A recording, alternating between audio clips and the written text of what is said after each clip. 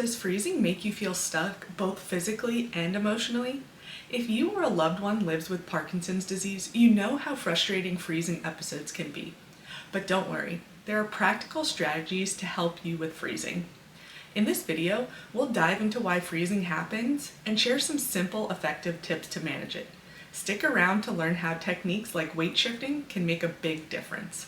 And if you find this video helpful, don't forget to like, subscribe for more Parkinson's wellness tips.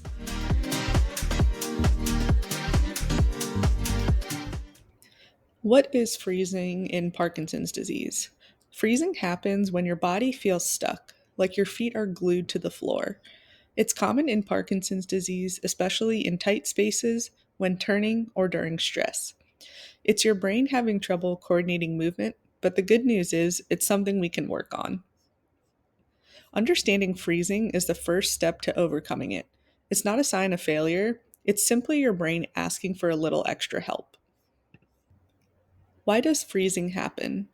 Freezing occurs because of disruptions in the brain's motor pathway.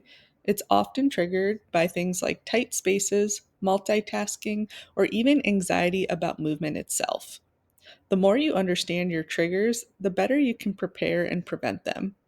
As you can see in this video, the green is the brain sending the signal down towards the rest of the body. For example, when you think about moving or taking a step forward, the brain has to send that signal.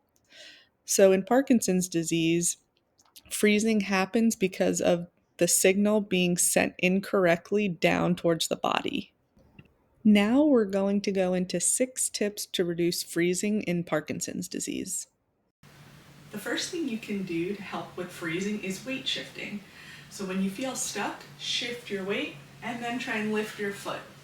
Shift your weight, lift your foot. Then after that, once you shift your weight, you can try and take a step with that foot and keep going through. Tip number 2 is using a metronome or some sort of rhythm. So you can either have someone snap, clap, or use music. So what you'll want to do with this, if we're on a beat, we're going to try and step to the beat.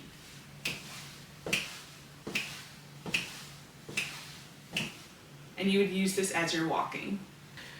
Tip number 3 is using a visual cue. So in this instance, I have a line or a point on the ground. You can use tape, you can use a band, or you can use a laser pointer to focus on stepping over the line. So it would look like this.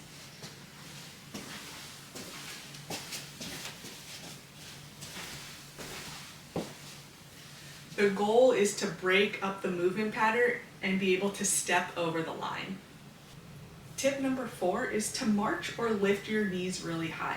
If you're getting stuck or freezing and you feel like you can't take that step forward, think about lifting your knees as high as you can, and then when you're ready, take a step forward.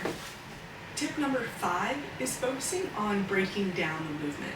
For example, when you're trying to turn, instead of focusing on a full turn all at once, break it down into smaller sections. So if I'm going to turn this way, which is to my right, I'm going to take one step here and then there. And I'm just going to focus each step at a time. Step, step.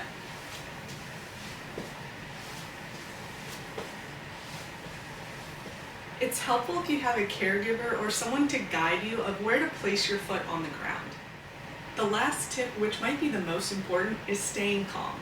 It can be very challenging and frustrating when you're trying to take a step and you just can't move forward, but take a deep breath and out, and then try and take another step forward.